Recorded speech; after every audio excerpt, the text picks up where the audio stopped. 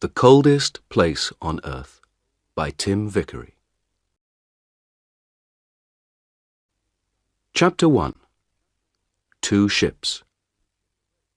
The race began in the summer of 1910. On June 1st, in London, a black ship, the Terra Nova, went down the River Thames to the sea.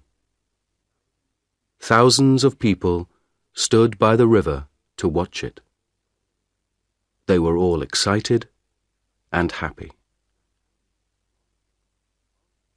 On the Terra Nova, Captain Robert Falcon Scott smiled quietly. It was a very important day for him. He was a strong man, not very tall, in the blue clothes of a captain. He was 41 years old, but he had a young face, like a boy. His eyes were dark and quiet. One man on the ship, Titus Oates, smiled at Scott. "What an exciting day, Captain," he said. "Look at those people. I feel like an important man." Scott laughed. "You are important, Titus," he said. "And you're going to be famous, too. We all are. Do you see this flag?" He looked at the big British flag at the back of the ship and smiled at Oates. "That flag is coming with us," he said. "In the Antarctic, I'm going to carry it under my clothes. We're going to be the first men at the South Pole, and that flag is going to be first, too." 5 days later, on June 6th, a man opened the door of his wooden house in Norway. He was a tall man with a long face. He waited outside the house for a minute. Everything was very quiet. He could see no houses, only mountains, trees, and water. It was nearly dark. The sky was black over the mountains. The man smiled and walked quickly away from the house, down to the sea. In the water, a big wooden ship waited for him. The man got onto the ship and talked and laughed quietly with his friends. The ship's name was Fram, and the man was Roald Amundsen.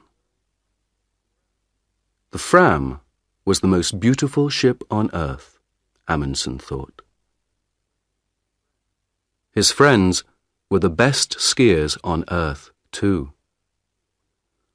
One of them, Olaf Bjaaland, smiled at him.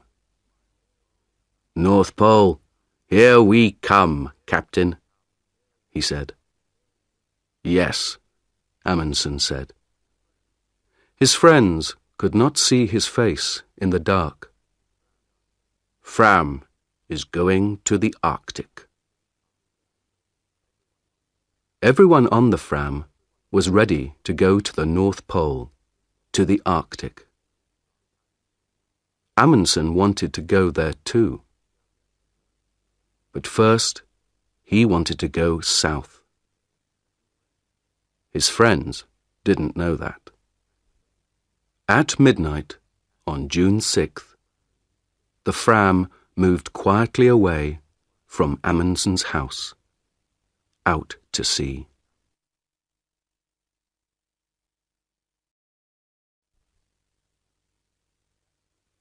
Chapter 2. The Race. The Fram went to an island in the south of Norway. It was a very little island with only one small wooden house, 2 trees, and nearly 100 dogs. "Look at that," Bjaaland said. "It's an island of dogs. There are dogs in the water, near the trees, on the house, dogs everywhere." 2 men came out of the house. "Hassel! Lindström!" Amundsen said. "It's good to see you. How many dogs do you have for me?" 99, Roald," said Hassel. "The best 99 dogs from Greenland. And they're very happy. They don't work, they just eat and play all day. They're having a wonderful summer here." "Good, good," Amundsen laughed. "But that's finished now." "Hey, Bjaaland, stop laughing. Come down here and help me. Let's get all these dogs onto the ship." It was not easy. The dogs were fat and strong, and they didn't want to go on the ship. But at last, after 3 hours' hard work, all 99 were on the ship, and the Fram went out to sea again. The men were not happy. The weather was bad, the dogs were dirty, and some of the men were ill. They began to ask questions. "Why are we bringing dogs with us?" asked one man, Johansen.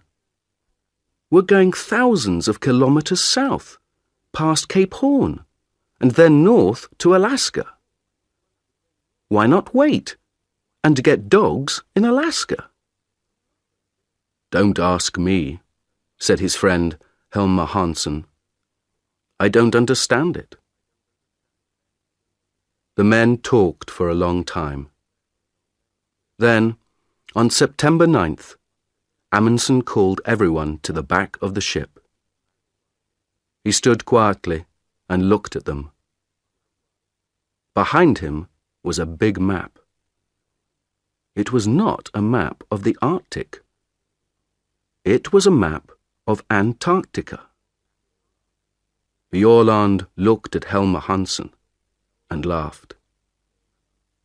Then Amundsen began to speak. "Boys," he said, "I know you are unhappy. You often ask me difficult questions, and I don't answer. Well, I'm going to answer all those questions now, today. We began to work for this journey 2 years ago. Then, we wanted to be the first men at the North Pole.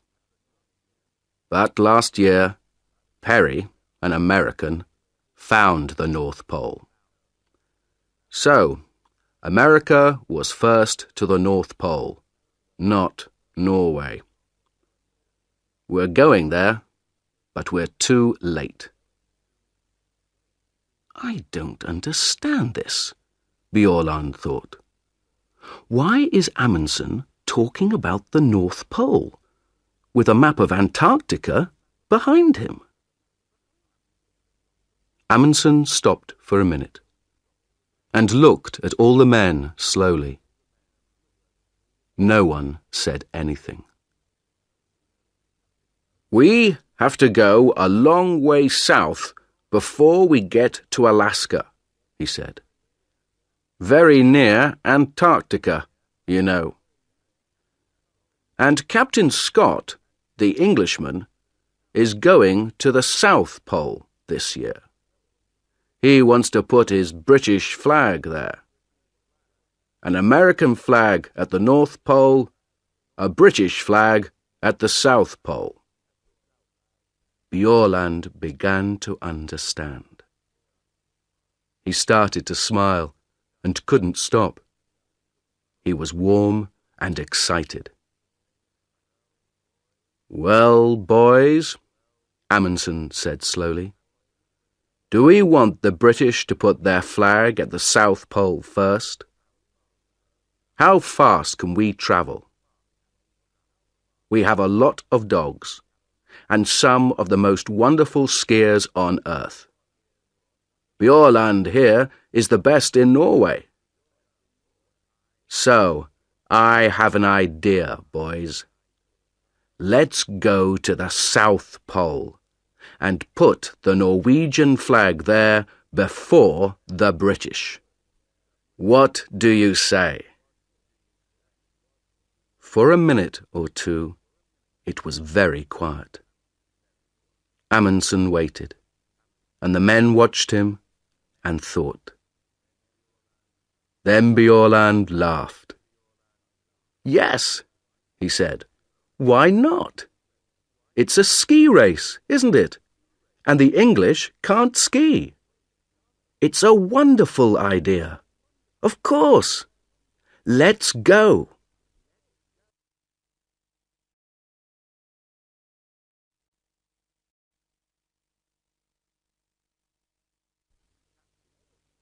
Chapter 3.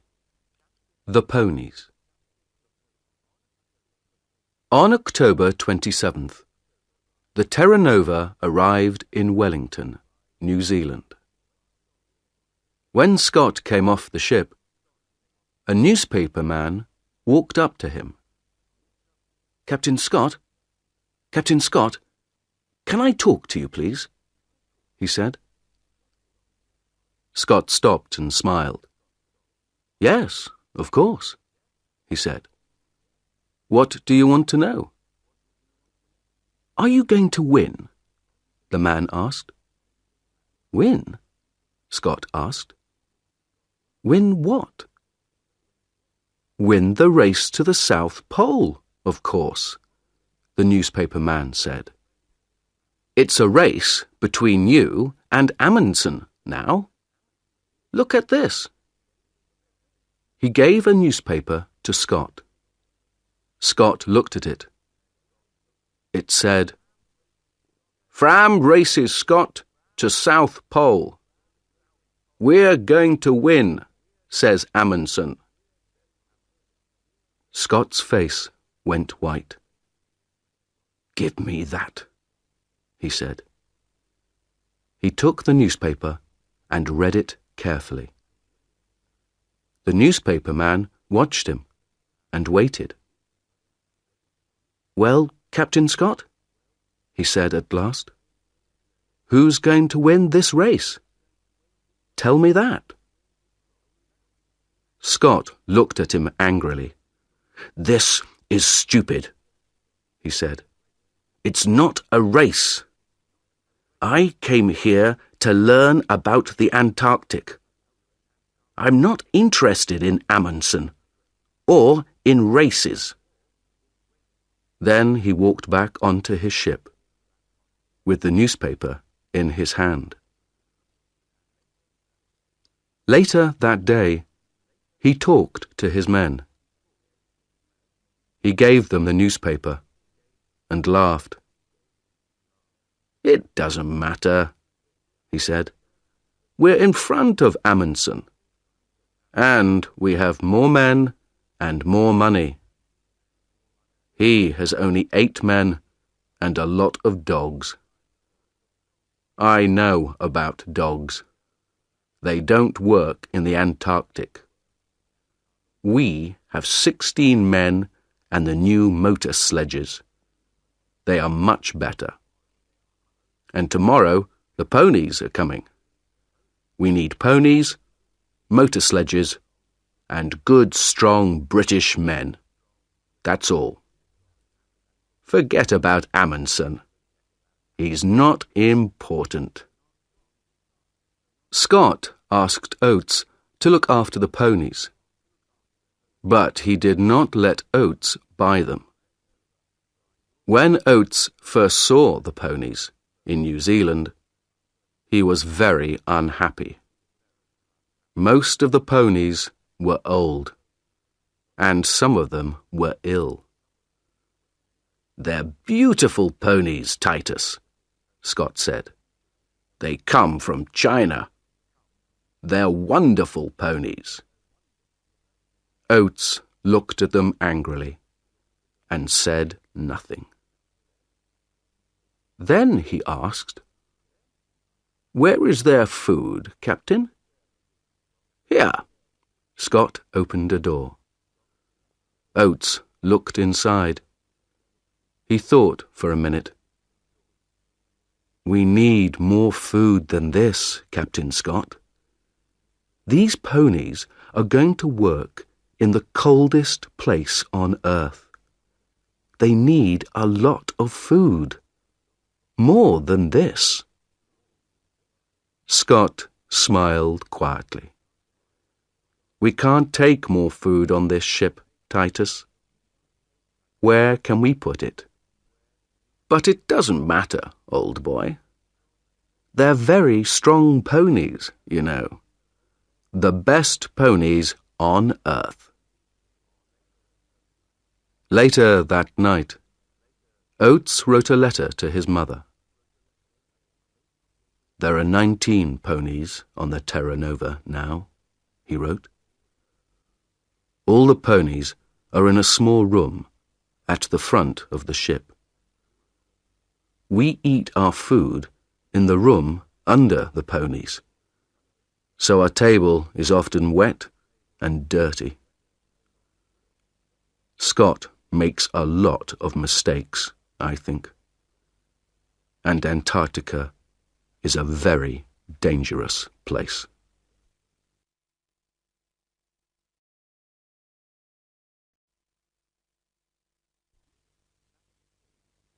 Chapter 4.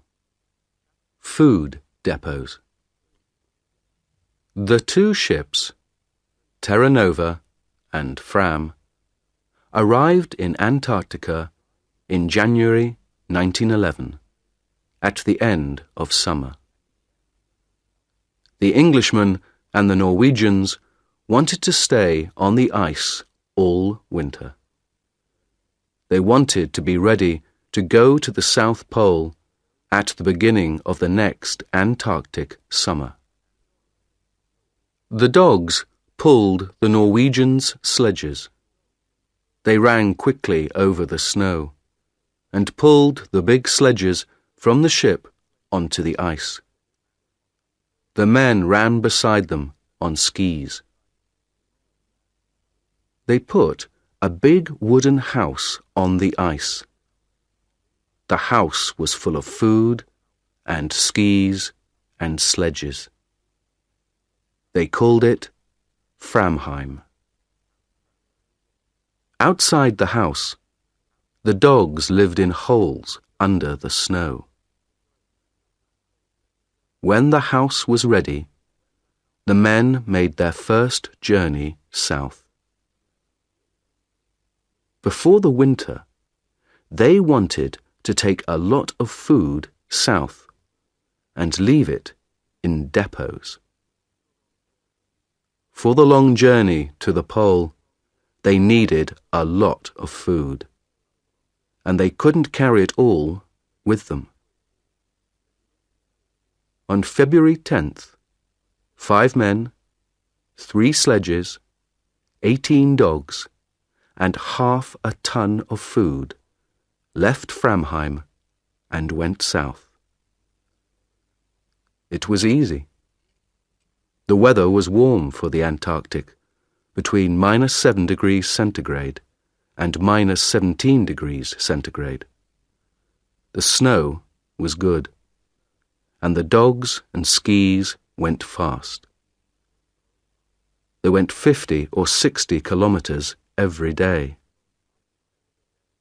After 4 days, they reached 80 degrees south and made the first depot.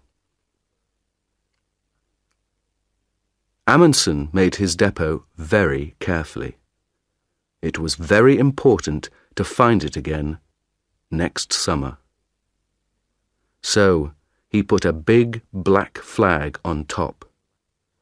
Then he put 10 flags to the east of the depot, each flag half a kilometre from the next, and 10 flags to the west.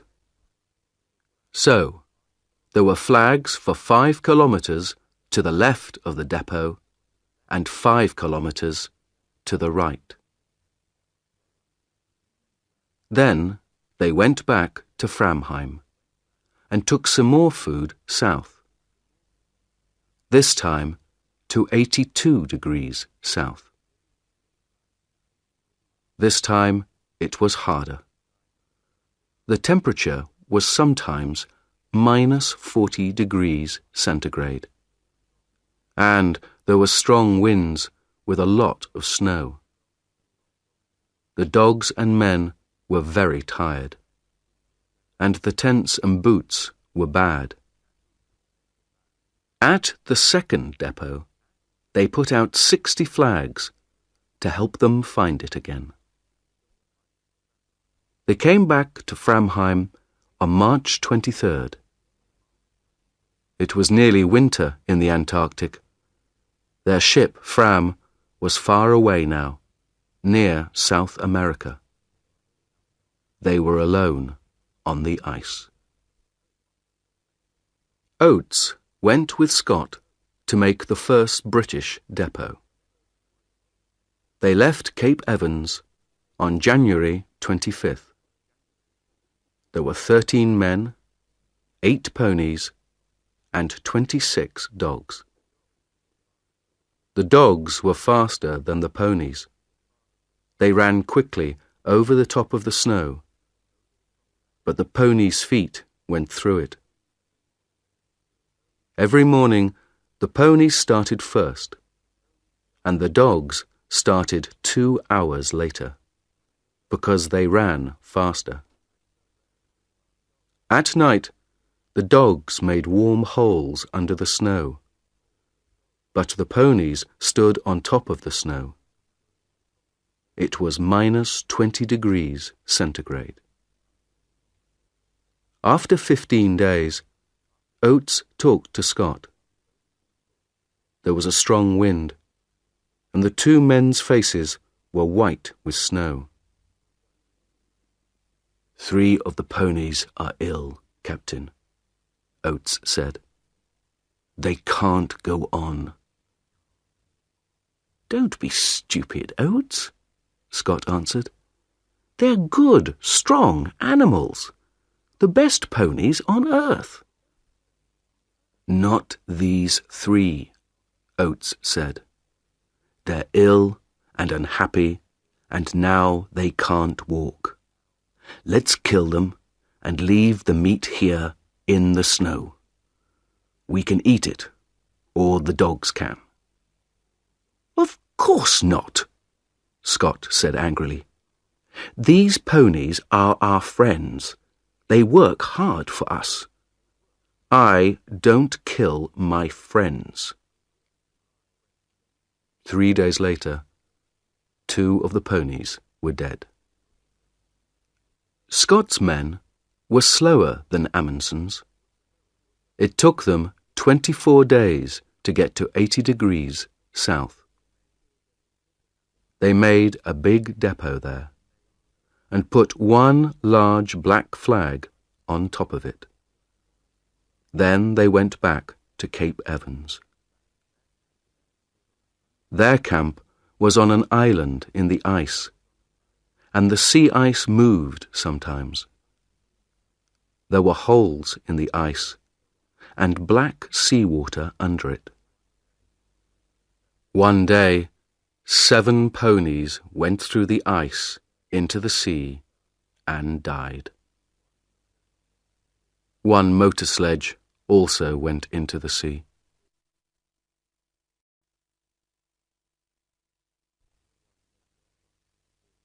Chapter 5. A long, cold winter. It was dark for 4 months.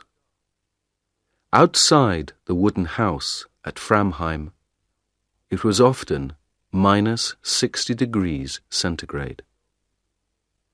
The dogs lived in warm holes under the snow. The men stayed in the house and worked in their rooms under the snow. The skis and sledges came from the best shops in Norway, but Bjaaland wasn't happy with them. He changed a lot of things on the skis and sledges. Soon, the sledges were stronger than before. The skis were better and faster too. All the Norwegians worked hard. They looked after their dogs and worked on their equipment, the sledges, skis, tents. Every day they thought about their journey to the pole and talked about it. And every day Amundsen thought about Scott. One day, in midwinter, he talked to his men. "Let's start early, before Scott," Amundsen said. "Remember, Scott has more men than us, and he has motor sledges too. Perhaps they can go faster than us." Bjaaland laughed. "Oh no, they can't go faster than me," he said. "On snow, nothing can go faster than a good man on skis." "We don't know," Amundsen said. "You're the best skier in Norway, but you get tired, and dogs get tired too. Motor sledges don't get tired. They can go all day and all night." Johansen laughed angrily. "That's stupid," he said. "Perhaps the motor sledges can go all night, but the Englishmen can't." "The English can't win, Roald. They don't understand snow, but we do. And they're too slow." "Perhaps," Amundsen said, "but I want to win this race. So we're going to start early. Do you understand?" It was quiet and warm inside Framheim. Bjaaland looked at Amundsen and thought about the long, cold journey in front of him. He thought about the dogs in their holes under the snow and listened to the wind over the house. "When, Roald?" he said quietly. "On August 24th. The sun comes back on that day. We start then." "But we can't," Johansen said. He looked angry and unhappy. "That's too early. We can't start then. It's dangerous and stupid." Amundsen looked at Johansen coldly. "You're wrong, Johansen," he said. "We want to win, remember? So we start on August 24th. Bjaaland listened to the winter wind outside. In Scott's camp at Cape Evans, no one talked about Amundsen, and no one worked hard. They had good food, and they played football on the snow. They wrote a newspaper, the South Polar Times, and read books. No one learnt to ski, no one worked on the motor sledges. Twice, men went for long journeys across the snow. They walked and pulled the sledges themselves. Oates stayed at Cape Evans and looked after his ponies. Over the window in Cape Evans, Scott put a map of Antarctica. With a pen, he made a line from Cape Evans to the South Pole, and he put a little British flag at the pole.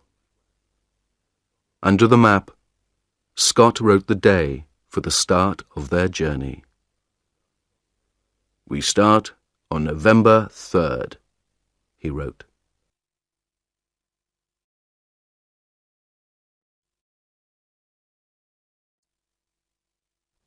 Chapter 6. A Bad Start. On August 23rd, the Norwegian sledges were ready. They took them outside, and the dogs pulled them across the ice. The sun came up for half an hour, but it was too cold, -46 degrees centigrade. They could not travel in that weather. They went back to Framheim and waited. They waited 2 weeks, until September 8th. Then, with the temperature at -37 degrees centigrade, they started. They ran happily across the snow to the south. 8 men, 7 sledges, and 86 dogs. Only Lindström, the cook, stayed behind in Framheim. At first, everything went well. They went 28 kilometers on Saturday and 28 kilometers on Sunday. It was easy. Then, on Monday, the temperature went down to -56 degrees centigrade. There was white fog in front of their faces. They couldn't see anything. But they travelled 28 kilometers.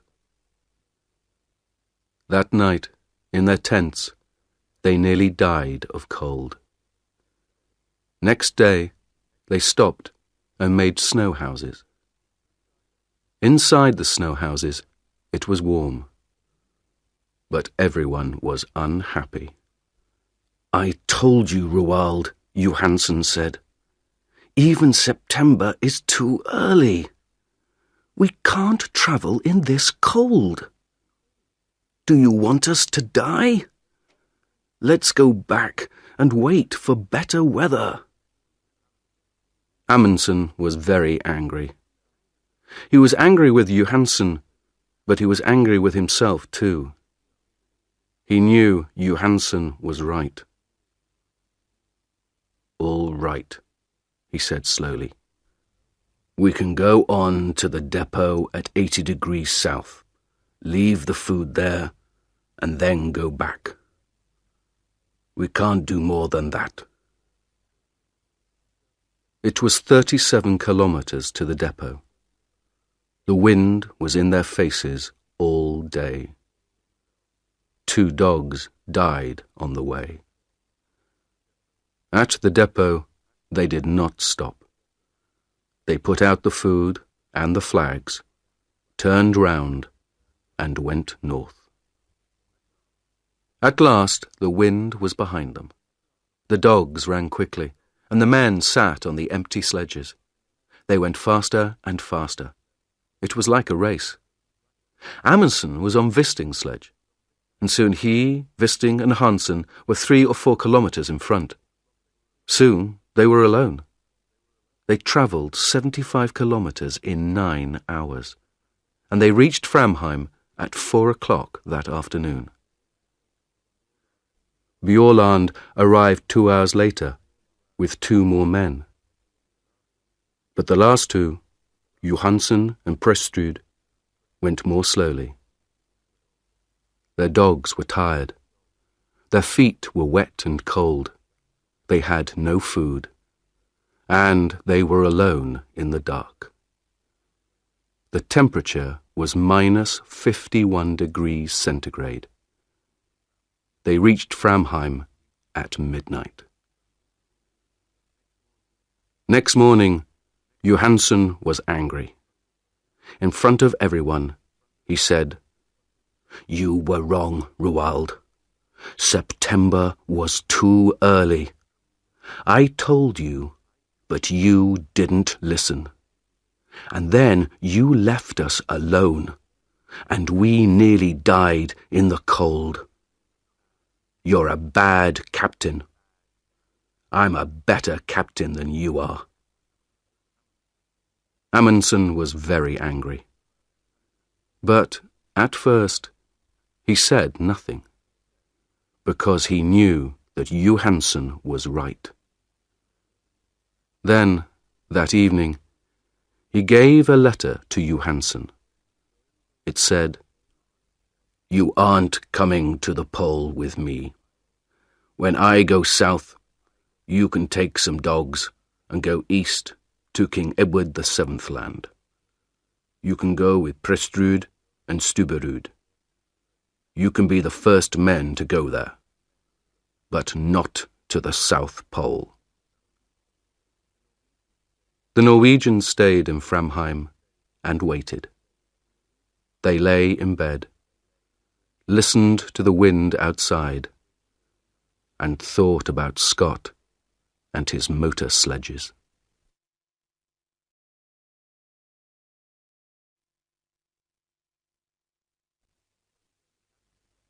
Chapter 7.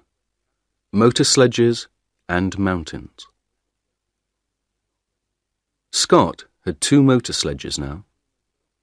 They were the first motor sledges in the Antarctic, the first on Earth. On October 24th, the motor sledges started south from Cape Evans.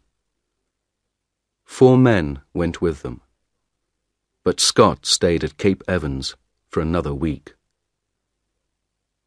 Oates was unhappy. He wrote to his mother, "We had a very bad winter here. I don't like Scott. We were here all winter, but he didn't learn to ski or to drive dogs. Our equipment is bad, and he doesn't think about other people. I'm going to sleep in his tent on the journey, but I don't want to." On November 1st, Scott and Oates and 6 more men left Cape Evans with 8 sledges and 8 ponies. The ponies walked slowly because their feet went down into the snow. It was hard work for them, and they got tired very quickly. They travelled 13 or 14 kilometers in a day. Behind the ponies came Mears with 1 sledge and some dogs. Mears knew how to drive dogs. Every day, Mears started 2 hours after the ponies and arrived 2 hours before them. After 5 days, they found the motor sledges. The Norwegians began again on October 20th. There were 5 men this time: Amundsen, Bjaaland, Wisting, Hassel, and Hansen. They had 4 sledges and 48 dogs. There was a lot of wind and fog. On the first day, Wisting's sledge suddenly stopped, and the back went down. "Come on, you dogs," he said angrily. "Pull, pull." At first, nothing happened. Then, slowly, the sledge moved again. Wisting looked down over the side of the sledge. Under the snow, there was a 50-meter hole. "Did you see that?" Amundsen said. "The ice wants to eat us. Men, dogs, sledges, everything." On the 4th day, they reached the depot at 80 degrees south. There was a bad snowstorm, but they found the flags easily. Next day, the men stayed in their tents, and the dogs played in their holes under the snow. They were all happy. They had a lot of food, they had good equipment, and they were warm. They could travel fast. Next morning, the snowstorm stopped, and the journey began again. Today, everything is wonderful, Bjaaland wrote in his diary. But where is Scott? In front of us or behind? There was no one with the motor sledges. They were broken. Scott looked at them angrily. "It doesn't matter," he said. "Teddy Evans and his men are in front of us. They're good men. They're pulling their sledges themselves. We can get to the pole on foot." Oates looked at Mears. Oates and the ponies were tired, but Mears and his dogs were not. The snow was home for them. That night, Oates wrote, 3 motor sledges at £1,000 each. 19 ponies at £5 each. 32 dogs at £1.50 each. Well, it's not my money, it's Scott's. On November 21st, one of the ponies died. On November 11th, the Norwegians saw the mountains. The mountains were very high, some of the highest on earth. Bjaaland smiled. "There is good skiing up there, Roald," he said. "But can dogs get up there too?" "Of course they can," Amundsen said. "Come on." They left Hansen with the dogs and skied a little way up the mountains. It was difficult, but the mountains were big and beautiful. Behind the mountains, Amundsen thought there was a high plateau of ice.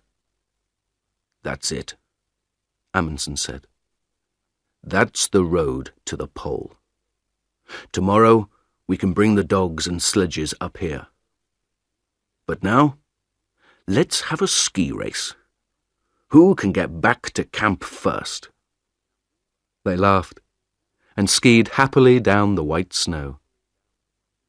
"This is like home," Bjaaland thought. "But it's bigger than Norway, and better." In the next 4 days, the dogs pulled the sledges 81 kilometres and went up 3,000 metres.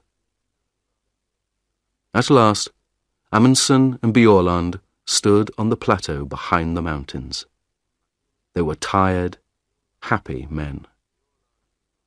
Bjaaland looked back at the mountains.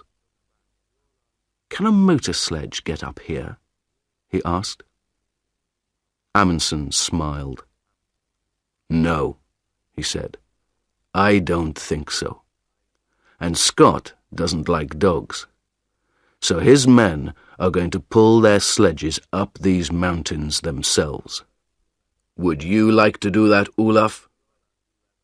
Bjaaland didn't answer. He smiled and skied happily away across the snow.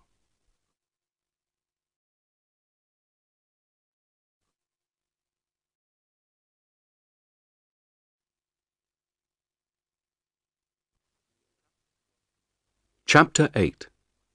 Across the Plateau. On November 21st, the Norwegians killed 30 dogs. "They were happy," Amundsen said, "and now they're going to die quickly. We need 3 sledges and 18 dogs to go to the pole." When the dogs were dead, the other dogs ate them.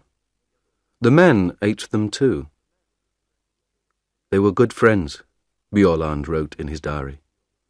And now they are good food. 2 days later, the dogs were fat. Then, in a snowstorm, they began their journey again. After the snowstorm, there was fog, and in the fog, they got lost on an ice river with hundreds of big holes in it. They could see nothing, and it was very dangerous. In 4 days, they moved 9 kilometers. But the ice is beautiful, Bjaaland wrote. Blue and green and white. This is a wonderful place, but I don't want to stay a long time. After the ice, there were strong winds and bad snowstorms. They could see nothing in front of them. But every day they travelled 25 or 30 kilometres. Then, on December 9th, the sun came out. They were at 88 degrees, 23 minutes south, 175 kilometres from the pole. 5 more long days, Bjaaland wrote. That's all now. But where is Scott? For 4 days, Scott's men stayed in their tents near the mountains. There is a bad snowstorm outside, Oates wrote. It's too cold for the ponies, and our clothes and skis are bad too. On December 9th, Oates killed the ponies. They were tired and ill, and they could not walk up to the plateau. Then Mears and his dogs went back to Cape Evans.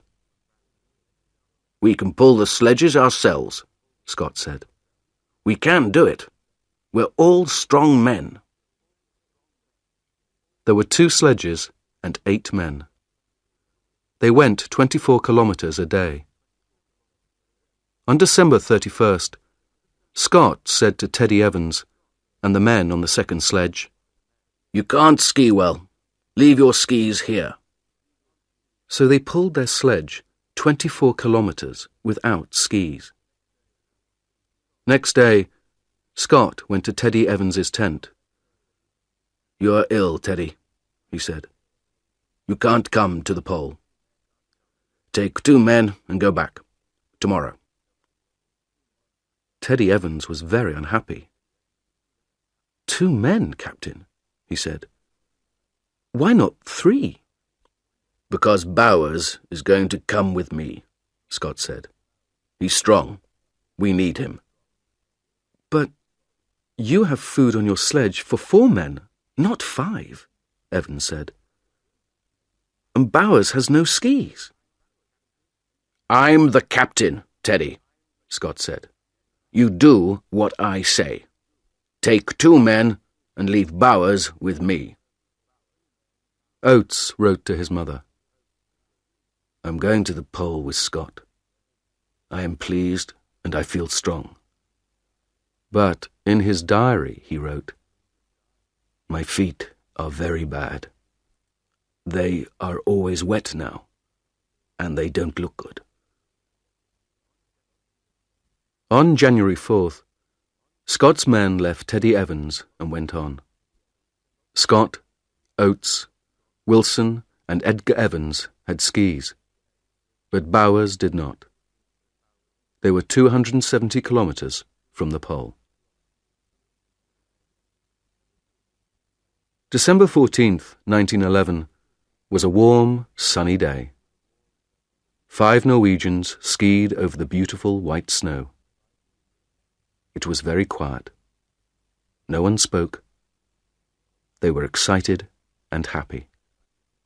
6 more kilometres, Bjaaland thought. Is there a British flag? I can't see a flag, but... Look, Hassel said. What's that over there? Bjaaland left his sledge and skied quickly away over the snow. What is it? He thought. Is it? No. It's nothing, he called. There's nothing there. Nothing. 3 kilometres. 2. Roald, Amundsen called to Amundsen. Go in front of me, please. It helps my dogs. That's not true, Bjaaland thought. His dogs are running well today. But Hansen wants Amundsen to be first. The first man at the South Pole. They skied on and on, over the beautiful snow. Stop! Amundsen said.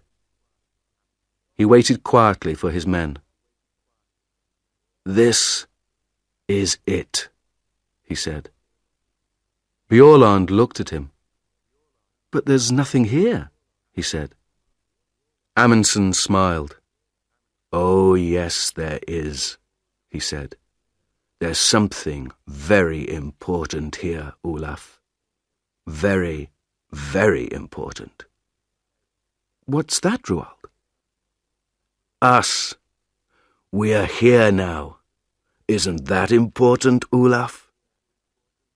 The four men stood on the snow and looked at him. Then, slowly, they all began to laugh.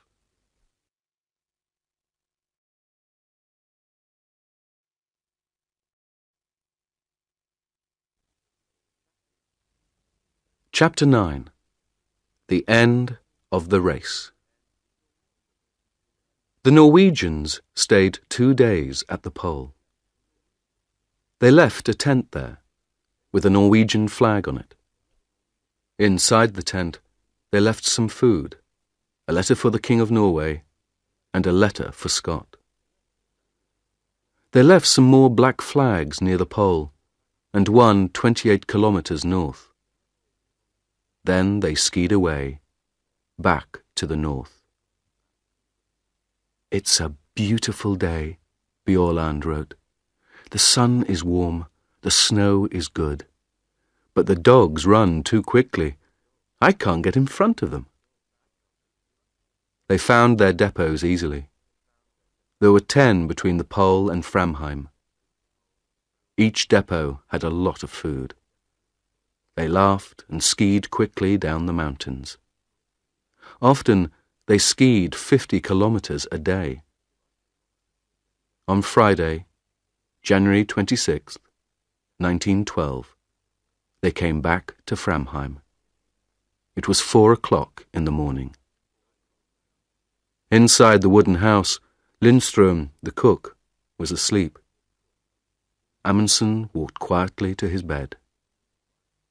"Good morning, Lindström," he said. "Is our coffee ready?" The black flags waited at the pole. "What's that, Captain?" Bowers said. "Over there." "Where?" Scott asked. "What? Oh, my God." They all saw the small black flag in the snow, 2 kilometers in front of them. Slowly, they pulled their sledge to it. Next day, January 17th, 1912, they found the tent and the Norwegian flag. Near it, Scott took the British flag from under his clothes and put it up. In his diary, Scott wrote, "This is a very bad day. We are all tired and have cold feet and hands. It is minus 30 degrees centigrade, and there is a snowstorm. Great God, this is an awful place." They turned north. 5 tired, unhappy men in the coldest, emptiest place on earth. On March 13th, 1912, Scott's wife, Kathleen, looked at her morning newspaper. "Norway's flag at South Pole," it said. She looked at it for a long time, and then began to cry. "What's the matter?" her friend asked. "My poor, poor husband," Mrs. Scott said. "What's happened to him? Where is he now?" Scott's men were always hungry. There were not many depots, and they were difficult to find. "We need to find the next depot today," Oates wrote. But how can we find one black flag in all this snow? It's very difficult. And there is food for 4 men, not 5. They were all tired and ill, too. Oates's feet were black now, and he could not feel them. On February 16th, Edgar Evans died. On the 17th, they were past the mountains. At the depot there, they ate one of the dead ponies. Then they went on. 10, 11, 12 kilometers a day. They were ill because their clothes were not warm, and they didn't have much food. The temperature was sometimes minus 40 degrees centigrade. On March 7th, Scott looked at Oates's feet. They were big and black. "I can't pull the sledge now," Oates said. "It's very difficult to walk. Am I going to lose these feet, Captain?"